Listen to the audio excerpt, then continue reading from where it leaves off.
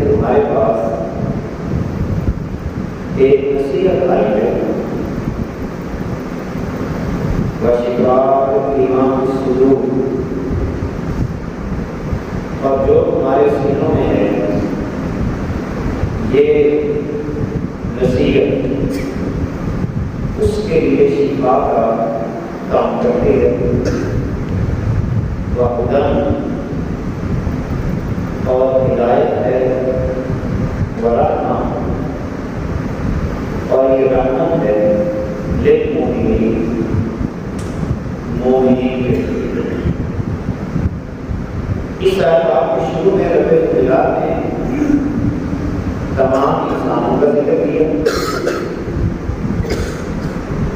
اور اس کے آخر میں جا کر ایمان والوں کا ذکر کیا۔ ہمیں یہ بات عطا فرما رہا ہے کہ قرآن پاک تمام انسانیت کے لیے ہی میں نے اتارا ہے، اور 4 خصوصیات یہاں پہ بیان کی گئی۔ نمبر 1 کہ یہ معجزہ ہے، یعنی وعظ و نصیحت ہے، تمہارے لیے ترغیبی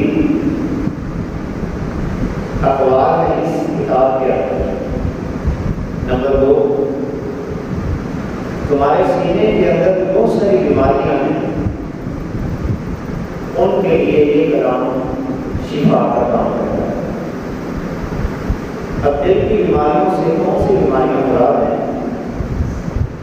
وہ بیماریاں جو انسان کو گناہوں کی طرف لے جاتی ہیں، حسد، کینہ، بغض، لالچ، حرص، تمام یہ وہ ساری بیماریاں ہیں جن کا علاج اللہ عزت فرماتا ہے اسی قرآن مقدس کے اندر موجود ہے۔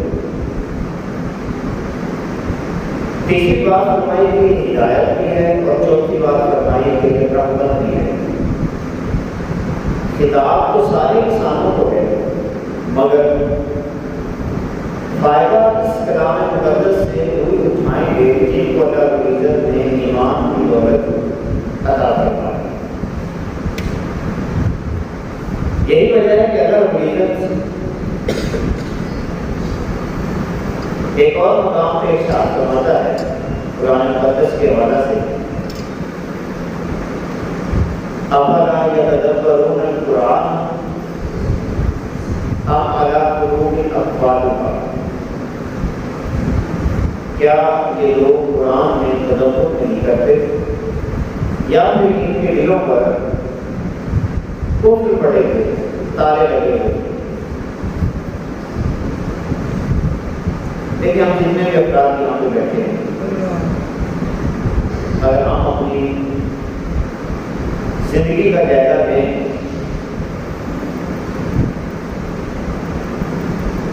قرآن مقدس کی تلاوت کے باوجود، قرآن مقدس کو پڑھنے کے باوجود ہمارے دلوں کے تالے صحیح انداز میں نہیں کھل رہے، موت کے قریب پہنچ چکے ہیں، مگر اس کے باوجود اللہ رب العزت بار بار اپنے ارشاد فرما رہا ہے کہ میرے کلام میں تم غور و فکر کر لو، میرے کلام کے اندر تم تدبر کر لو، میرے کلام کے اندر تم تفکر کر لو، میرے کلام کے اندر تم رحمت کو تلاش کرو، میرے کلام کے اندر تم ہدایت کو تلاش کر لو۔ اور پھر ساتھ یہ بھی اللہ رب العزت نے فرما دیا کہ میرا کلام اتنا عظیم کلام ہے کہ جو بندہ بھی اس کلام کے ساتھ وابستہ ہو جاتا ہے، اللہ رب العزت اسے عروج کی دولت بھی عطا فرما دیتا ہے۔ اب اس سلسلہ میں قرآن پاک کے اندر اللہ رب العزت نے تدبر کے حوالے سے ہمیں ہدایات عطا فرمائی۔ آج کی اس نشست میں ہم تدبر کے بارے میں جاننے کی کوشش کرتے ہیں، لیکن پہلے یہ عنوان میں نے جیسے عرض کیا کہ اس تازگی کے موقع پہ رمضان مقدس میں یہ عرض کر چکا ہوں۔ ممکن ہے کہ کئی لوگوں نے تدبر شروع کر دیا ہو، اور ممکن ہے کہ کئی لوگ اس بیان کو ایسے ہی بھول گئے ہوں۔ اسی کی یاد دہانی کے لیے آج دوبارہ تدبر کے موضوع پر چند بنیادی باتیں عرض کرتا ہوں۔ دعا ہے کہ اللہ رب العزت ہمیں قرآن پاک کو تدبر کے ساتھ پڑھنے کی توفیق عطا فرمائے۔ تدبر کے اندر سب سے پہلی بات قال العلماء التدبر انفع ان خاطب من اللہ تعالی، فرمایا کہ تدبر کا سب سے پہلا مرحلہ یہ ہے کہ جب تو قرآن پڑھنے لگے اور جیسے ہی اللہ کی کتاب کو کھولے تو تیرے اندر یہ احساس، یہ توجہ، یہ کیفیت پیدا ہونی چاہیے کہ میں اللہ رب العزت کی بات کو سننے لگا۔ اگر یہ کیفیت پیدا نہیں ہو پا رہی، بس بائبل قرآن کھولا، رسماً قرآن مقدس کو کھولا اور پڑھ لیا، تو یہ تلاوت تو کی ہے کسی نہ کسی لہجے میں، مگر یہ تدبر کا عمل ابھی تک شروع نہیں ہوا۔ گویا کہ تدبر کے لیے ضروری ہے کہ سب سے پہلے میں اس بات کو اپنی طبیعت پہ لازم کروں کہ میں اپنے اللہ کی بات کو سنتا ہوں، ہم گوش ہو کر، اور جب سن لی تو بغیر کسی نیلو اجل اپنی پیاس آرائیوں کے، اپنی سوچ و فکر کے، اس کلام مقدس کے اندر جو کچھ کہا گیا اس کے بارے میں یہ عقیدہ پختہ بنا لیا کہ آج کے بعد میری بھرپور کوشش ہوگی کہ اللہ رب العزت کی اس نصیحت پر میں دل و جان سے عمل کروں۔ یہ تدبر کا فائنل نتیجہ ہے۔ اب اس سلسلہ میں علماء نے تدبر کے باقاعدہ طور پر کچھ مراحل بیان کیے۔ ان مراحل میں سے سب سے پہلا مرحلہ یہ ہے قرآن مقدس کی صحیح تلاوت کا کرنا۔ صبح سے لے کر شام تک ہم اپنی روزمرہ معاملات کا جائزہ رکھتے ہیں، تو تلاوت صحیحہ کے لیے ہماری کوشش، ہماری کاوش الا ماشاء اللہ کوئی 100 میں سے 0.5% بھی شاید کرتا ہے، 1% میں اس سے بھی تھوڑا، باقی عام عوام کو چھوڑیں۔ آپ جمعے پہ تعداد تقریباً مسجد بھری ہوئی ہوتی ہے، نمازی ہوتے ہیں، کتنے نمازی ایسے ہیں جو قرآن پاک کی تلاوت صحیحہ کے لیے باقاعدہ طور پر کوشش کرتے ہیں؟ جب ہماری کوشش ہی نہیں ہے تدبر کرنے کی، تو پھر اللہ رب العزت نے واضح لفظوں میں فرما دیا کہ کیا یہ قرآن میں تدبر کرتے ہیں یا ان کے دلوں پہ تارے لگے ہوئے ہیں؟ اور جس کے دل پہ تارا لگا ہوا ہو اس دل کے اندر اللہ رب العزت کی رحمت کا نور نہیں ہو سکتا۔ ہم اپنے ترجیحات کی طرح فہرست بنائیں، ترجیحات جس کو کہتے ہیں، صبح سے لے کر شام تک کیا قرآن مقدس ہماری ترجیحات میں شامل ہے یا نہیں ہے؟ کیا اس کو نہیں پڑھا تو کیا میری طبیعت میں اضطراب، بے سکونی کی کیفیت پیدا ہوئی ہے یا نہیں ہوئی؟ کھانا نہیں کھایا تو بے چین ہوتا ہوں، کمائی نہیں کی تو بے چین ہوتا ہوں، اپنے روزمرہ زندگی کے معاملات کے اندر باقاعدہ طور پر میں وقت کو متعین کرتا ہوں۔ اگر میری ترجیحات میں اللہ کا کلام نہیں ہے تو سیدھی سی بات ہے تدبر کی کیفیت بھی پیدا نہیں ہو سکتی۔ اسی لیے تدبر کا سب سے پہلا مرحلہ قرآن مقدس کی صحیح تلاوت،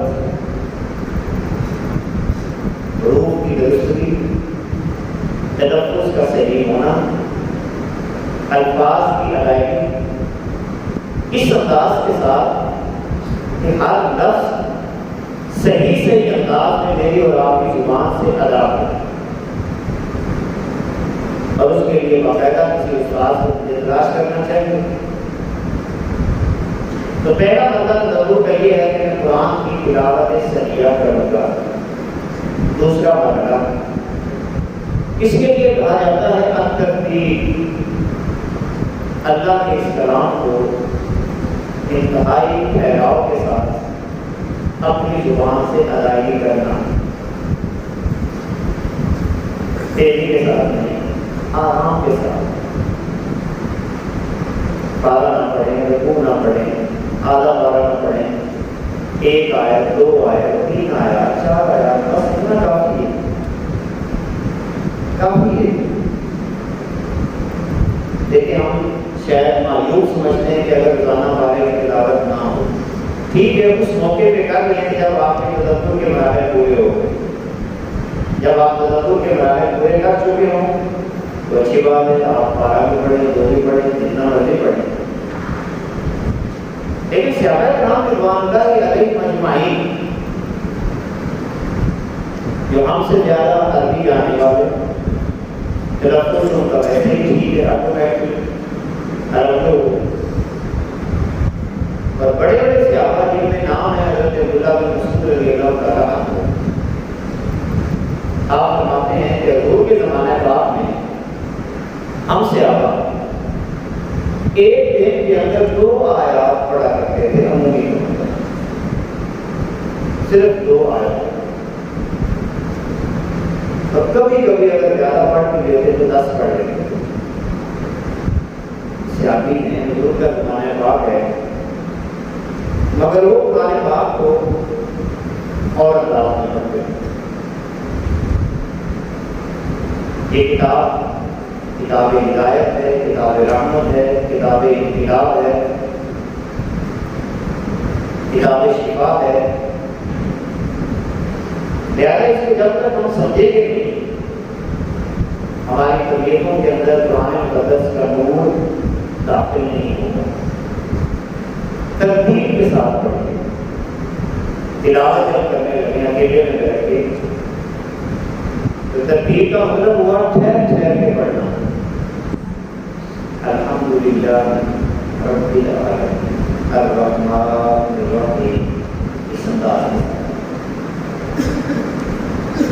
قل اعوذ برب الناس ملک الناس الہ الناس، ٹھہر ٹھہر کے ایک کے ساتھ جملوں کی ادائیگی آئی ٹھہراؤ کے ساتھ، اس کو ترتیب دیں، اور اللہ کو پسند بھی ہے۔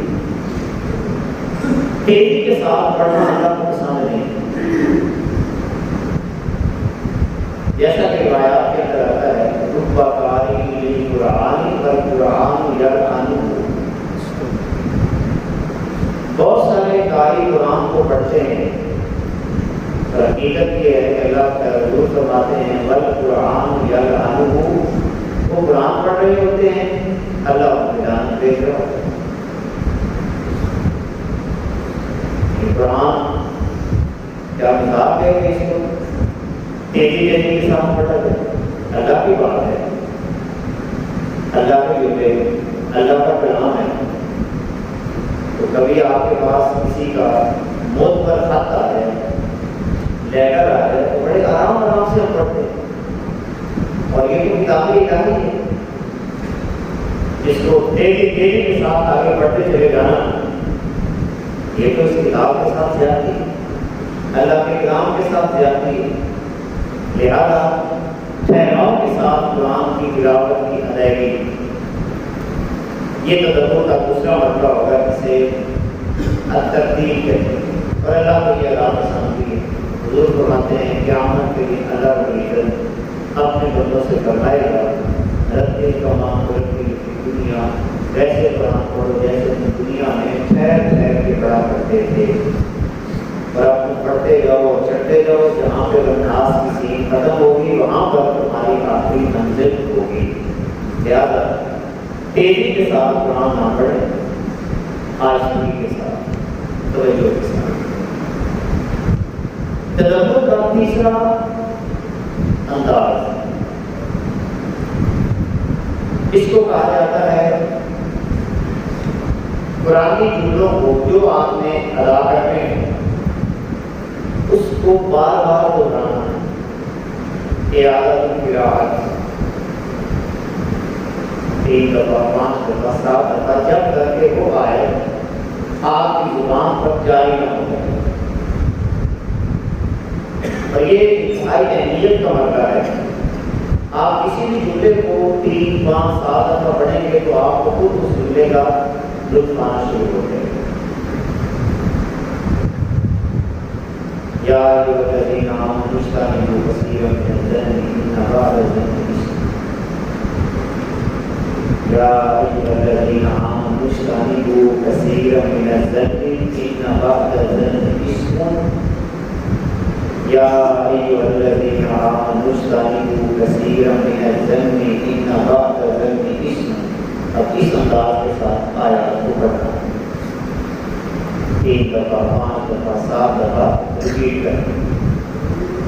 اسے کہا جاتا ہے اعادۃ القراءۃ، یعنی قراءت کا اعادہ کرنے کا. اب یہ تدبر کا تیسرا مطلب ہوتا ہے، یعنی روزانہ ایک آیت پہ صبح اس کی تلاوت سے اسی میں پھر کریں اس کی ترتیب، اور ترتیب کرنے کے بعد آپ نے کیا کام کرنا ہے، اس کو ریپیٹ کرنا. چوتھا مرحلہ تدبر کا چوتھا مرحلہ ہے، اسے کہا جاتا ہے الاستماع والانصات. جو جملہ آپ اپنی زبان سے آیت مبارکہ پڑھ رہے ہیں اس کو خود بھی غور سے سننا،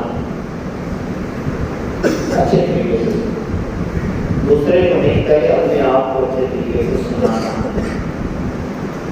کہ اللہ اس میں کون سی بات کر رہا ہے. اس کے بس اتنا غور کرنا ہے کہ بات کون سی ہو رہی ہے.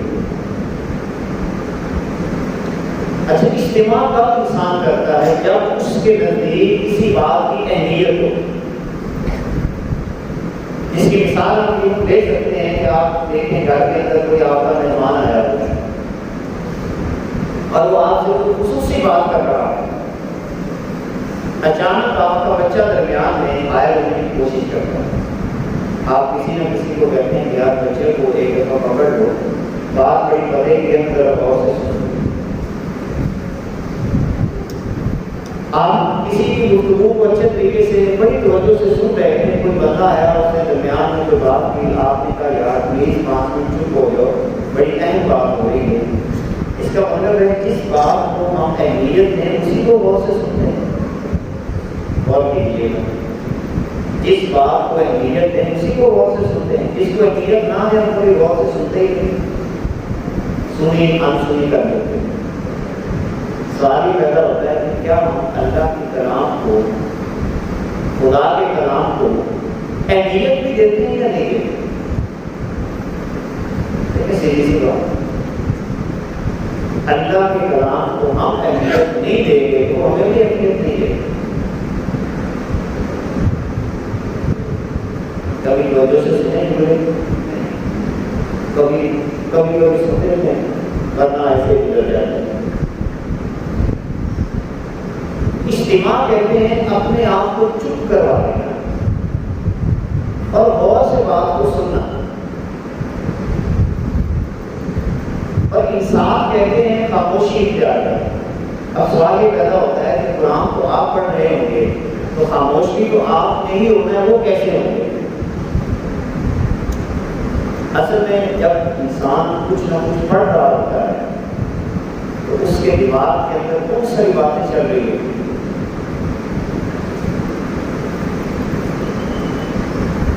مثال کے طور پر آپ سورہ فاتحہ پڑھ رہے ہیں، الحمدللہ رب العالمین پڑھ رہے ہیں، مالک یوم الدین پڑھ رہے ہیں، آپ کی اور میری توجہ کسی اور طرف ہو، یا دل کے اندر میں بات کسی اور کی کر رہا ہوں، پڑھ قرآن رہا ہوں، توجہ کہیں اور ہے، دھیان کہیں اور ہے، یا نفس مجھے کسی اور چیز کی طرف اکسا رہا ہے. اب یہاں پر اس کو کہنا ہے اپنے نفس کو کہ تو ایک دفعہ چپ ہو جا، مجھے اپنے اللہ کی بات کو سن لے. مثلا اللہ رب العزت قرآن میں یہ کہتا ہے اے ایمان والوں سود کو چھوڑ دو. اب یہ آیت ہے قرآن کی ہے. اس قرآن کی آیت کو سن رہا ہوں، میں پڑھ رہا ہوں، یا ایھا الذین آمنوا وعدہ ماں باقی اندر بگا چھوڑ دو قرآن میں کرنا. لیکن دلی دل میں بینک میں پہنچا ہوا وہ نئی ڈیل کرنے کی تیاری کر رہا ہوں,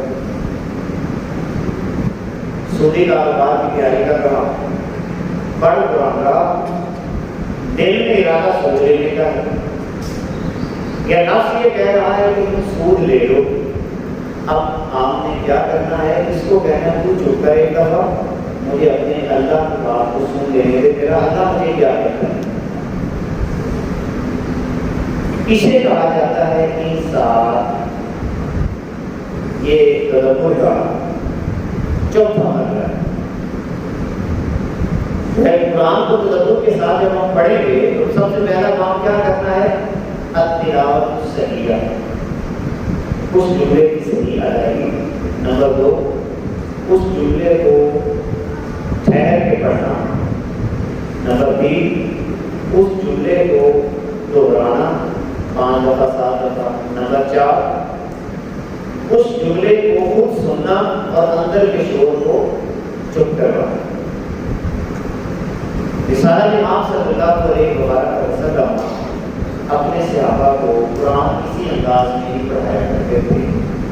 یہ تو ہمارے یہاں ایک ماحول تیزی کا پیدا ہو گیا ہے, یہ کوئی پسندیدہ ماحول نہیں ہے. تیزی کے ساتھ گفتگو کرنا, تیزی کے ساتھ آگے بڑھنا.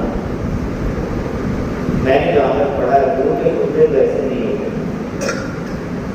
صحابہ کو کہتے ہیں کہ آقا کریم علیہ السلام جب خطبہ ارشاد فرمایا کرتے تو الفاظ اتنی ترتیب کے ساتھ ہوتے کہ اگر کوئی حضور کے الفاظ کو گرنا چاہتا تو آرام سے گر سکتا تھا. یہ مقصد ہے بات کو دماغ میں ڈالنا. میں آپ کے سامنے تیزی کے ساتھ جملے بول کر آپ کو سمجھ نہیں آیا کہ میرے یہاں پہ 30 منٹ 40 منٹ 50 منٹ بیان کرنے جو پیدا تو نہ ہوا. میں اگر آرام سے جملے بولتا ہوں, آپ کے ذہن میں ایک جملہ بھی بیٹھ جاتا ہے تو بس کافی ہے. ٹھہراؤ کی کیفیت یہ ضروری ہے. 5واں مرحلہ کیا ہے تدبر کا؟ 10 مرحلے ہیں تدبر کے. 5واں مرحلہ یہ ہے کہ جو آیت میں نے پڑھی اس میں تأمل کرنا, غور و فکر. میں نے ایک آیت پڑھی, آنکھیں بند کر کے پہلے تو تلاوت صحیح ہے, جیسے یہی ہے یا ایھا الذین آمنوا اذا تداینتم بدین الی اجل مسمى فاکتبوہ. اس کو میں نے 3 دفعہ 4 دفعہ 5 دفعہ پڑھا, غور سے سنا, اندر کے شور کو چپ کرایا, پھر غور کیا. یہ بات یہاں پہ اللہ کر رہا ہے, کیا میرے وجود میں یہ صفت ہے یا نہیں؟ قل للمؤمنین یغضوا من ابصارہم. محبوب آپ مومنوں کو کہہ دیں کہ اپنی نگاہوں کو جھکا کے رکھا کریں. لیکن صرف یہی آئے, مثلا آج صرف اس آیت کی اگر آپ پڑھ لی, سن لی, اللہ کی بات سنی, میری بات نہیں نہ سنی, میں نے آپ تک اللہ کی بات کو پہنچایا ہے. کل محبوب فرما دیں ان مومنوں کو کیا کہنا ہے, یغضوا من ابصارہم, اپنی نگاہوں کو جھکا کے رکھا کریں. اب یہ ایک دفعہ پڑھی ترتیب کے ساتھ, اب اس کو 2 4 5 دفعہ آپ پڑھیں گے. محبوب مومنوں کو فرما دیں کہ اپنی نگاہوں کو چھپا کے رکھا کریں. قل للمؤمنین یغضوا من ابصارہم. محبوب مومنوں کو فرما دیں کہ اپنی نگاہوں کو چھپا کے رکھا کریں. محبوب مومنوں کو فرما دیں کہ اپنی نگاہوں کو جھکا کے رکھا کریں. محبوب مومنوں کو فرما دیں کہ اپنی نگاہوں کو جھکا کے. اب دیکھیں جیسے جیسے میں پڑھ رہا ہوں اس جملے کو بار بار پڑھ رہا ہوں تو کچھ نہ کچھ اندر کھڑکی کھلنا شروع ہوگی, بات کیا ہو رہی ہے. اور اگر جلدی جلدی میں نے آگے چلا گیا تو کچھ بھی نہیں حاصل ہوگا. اچھا اب پھر میں نے کیا اور کہ اللہ فرما رہا ہے کہ نظروں کو چھپا کے رکھنا ہے تو کیا جب میں گلی میں محلے میں کسی کے گھر جاتا ہوں میری نظر چھپی ہوئی ہوتی ہے یا کھلی ہوئی ہوتی ہے؟ تعامل کرنا ہے میری نظر کیوں اٹھتی ہے؟ کیا میں اندر سے گندا انسان ہوں یا اپنے آپ سے آپ کی چیزیں پوچھتی ہیں؟ کیا میں لوگوں کی عزتوں کا خیال کرتا ہوں یا نہیں کرتا؟ تعامل کریں گے اسی آیت کے اوپر یہ آپ کا تدبر کا 5واں مرحلہ مکمل ہو جائے گا۔ اب ایک مثال صرف میں نے دی ہے، آپ ہر قرآنی آیت کو اسی طرح لے کے چلیں۔ جب آپ نے تعامل کیا، غور و فکر کیا، آپ کے ذہن میں سوالات بھی پیدا ہوں گے۔ مثلا میں اسی آیت کو لے کر چلتا ہوں، آپ کے ذہن میں سوال پیدا ہو سکتا ہے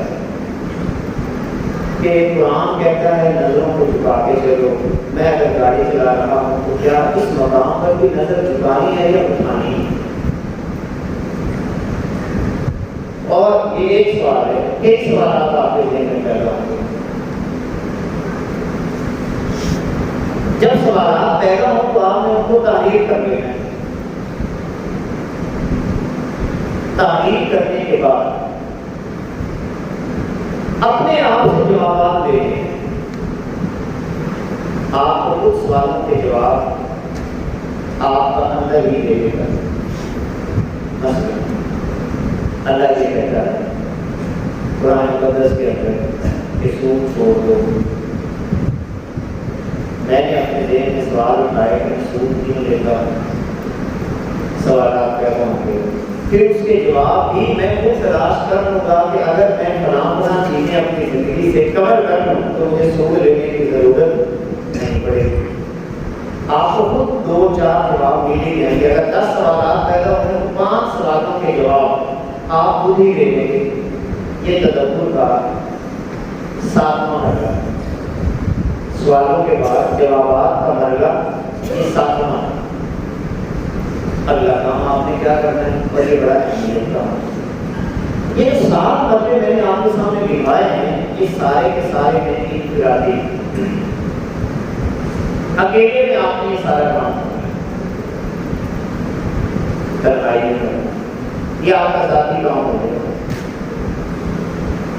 اور یہ جو کریں میں آپ کو طریقہ یہ بتاتا ہوں کہ فجر کی نماز کے وقت آپ ایک آیت اس کو لے اور آیات میں پہلے بھی بتائی تھی، دوبارہ پھر بتا دیتا ہوں، وہ آیات جن میں اللہ رب العزت نے فرمایا ہے یا ایھا الذین آمنوا، اور تعداد بھی بتائی تھی کہ یہ تقریباً 89 آیات یہ لکھنے ابھی گئے، اور روزانہ ایک آیت پہ گئے، تدبر زیادہ دینا کریں، ایک آیت لے اس کی صبح تلاوت کر لیا کریں۔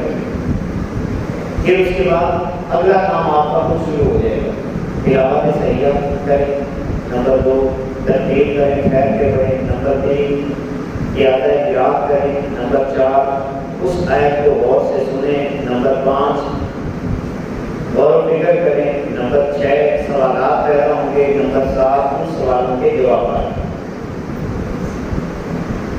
صبح سے لے کر شام تک کام کریں۔ جب شام کا وقت ہو گھر میں بیٹھیں، بچوں کو لے کر میاں بیوی بہن بھائی ساتھ کو بٹھا لیں اور ان کو بتائیں کہ آج میں نے اس آیت پہ کیا ہے تدبر، اس آیت پہ کیا ہے تدبر۔ آپ وہ سارے مرحلے ان کے سامنے پیش کریں۔ یہ تو ایک بندہ ہے، اور اگر ہمارے گھروں کا ماحول ایسا بن جائے کہ شوہر کی ایک آیت کو روزانہ تدبر کر، بیوی ابا جی بھی، اب ذہنوں میں سوال اکثر پیدا ہو رہا ہوگا کہ جیسے کہ پڑھے ہی کوئی قرآن کے اصلی میں تدبر کرے، تدبر کے لیے پڑھنا ضروری نہیں، یہ ذہن میں رکھیں، تدبر کے لیے پڑھنا ضروری نہیں ہے، بس اس آیت کو ایک دفعہ سیکھ لیں کہ اس میں کیا بات ہوئی ہے، تو سارا دن کریں غور و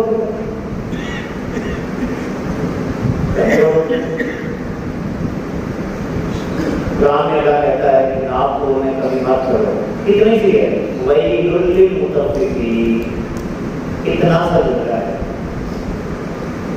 ہلاکت ہے جہنم کی غیر نامی وادی ان لوگوں کے لیے ہے جو لین دین میں تطفیف کرتے ہیں۔ تطفیف کا مطلب یہ ہے کہ 500 وصول کیا مگر چیز 400 کی دے دی، 500 سروسز کے خدمات یعنی سروس کے پیسے دیے مگر سروس 300 کی دی، کام چوری کی، وقت چوری کیا۔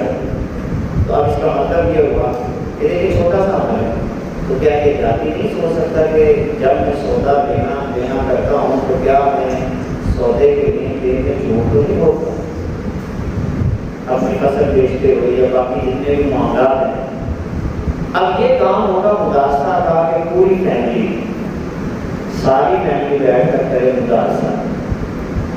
دیکھیں بات کے والے سے آپ جتنے بھی یہاں پہ بیٹھے ہیں، پہلی بات یہ کہ خود اپنے آپ سے سوال کریں، باتیں بڑی بڑی کرتے ہیں، بندے بھی ٹھیک ہو رہے ہیں، معاشرہ بھی ٹھیک ہو رہی ہے، چوریاں بھی رکنی اپنی، ڈکیتیاں بھی رکنی اپنی، ظلم نہیں رک رہا، مگر ہم خود بھی تو سوچیں ہمارا کردار اس میں کتنا ہے۔ جیسے میں اکثر ایک بات کرتا ہوں، اگر میرے بیٹے نے ظلم کیا ہے تو کھانے ڈالا تو میں ہی ڈال کے ملتا ہوں، اور تو کوئی نہیں ملتا، کون ملتا ہے؟ ہم ملتے ہیں۔ سفارش کون تلاش کرواتا ہے؟ ہم نہ جائیں، بیٹوں کے جگہ کا سوال ہے، اتنا جگرا ہے ایمان کو؟ اگر اتنا جگرا ہے ایمان کا تو پھر تو آ جائے گی انشاءاللہ، انقلاب بھی آ جائے گا، سارا کچھ ٹھیک ہو جائے گا۔ وہاں پر تو پھر میں 1000 بندوں کو فون کر رہا ہوں کہ میرے پتر کو چھڑا لو، میرے پتر کو چھڑا لو۔ پتر نے کسی سے ظلم کیا ہے، زیادتی کی تیرے بیٹے نے کسی کا حق مارا ہے، اب آپ اس کو چھڑوانے کے لیے سفارشیں تلاش کر رہے ہیں، تو پھر آپ کہیں کہ معاشرہ کیسے ٹھیک ہوگا؟ جھوٹ بول کر، فرار کر کے، دھوکے کر کے چیزیں ہم ہی لے لیتے ہیں۔ باقی سنیں، شریعت نے راستے مقرر کیے بننے رشتوں کے، کتنے ذمہ داروں کو خدا کا خوف نصیب ہوتا ہے کہ کیا میں لوگوں کے راستے کو کاٹ کر اپنی زمین کا حصہ نہیں بنانا؟ کیا یہ چیز کو حلال سمجھتا ہے؟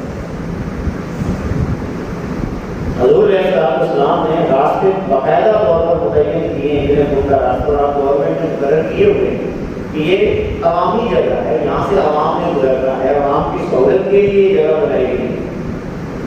ایک دفعہ ایک ٹپا مارا، دوسری دفعہ دوسرا ٹپا مارا، تیسری دفعہ پھر 3 ٹپوں پہ قتل بھی ہوتے ہیں، لڑائیاں بھی ہوتی ہیں، جھگڑے بھی ہوتے ہیں، نوسط تو پھر آئے گی یا نہیں آئے گی؟ یعنی عوام پبلک کی جگہ آپ نہیں استعمال کر سکتے، پبلک کی جگہ جو ہے آپ نہیں استعمال کر سکتے، جو بندہ کرے گا اس پر نوسط ہے۔ لہٰذا آپ کم از کم یہی کام شروع کریں اگر آپ چاہتے ہیں کہ معاشرہ ٹھیک ہو جائے، اپنی زمینوں کے مسئلوں کو ٹھیک کریں، پانی کے مسئلوں کو ٹھیک کریں، تو آپ کو وہ نظام ٹھیک ہو جائے گا۔ لہٰذا مدارسے میں یہ چیز ضروری ہے کہ اپنی خامیاں کمزوریاں بیان کرنا اپنے فیملی کے ساتھ کہ میرے اندر یہ کمزوریاں ہیں، بیٹے کو کہنا بیٹا آپ میں یہ دور کرنے لگا ہوں، تم بھی دور کر دو، بیٹا کہتا جی میں نے بھی آج ایک آیت میں تدبر کیا ہے تو میں بھی ٹھیک کرنے لگا ہوں۔ جس گھر کے سارے افراد تدبر کر رہے ہوں، کیا اس گھر پہ اللہ کی رحمت نازل نہیں ہوگی؟ اللہ کا نور نازل نہیں ہوگا؟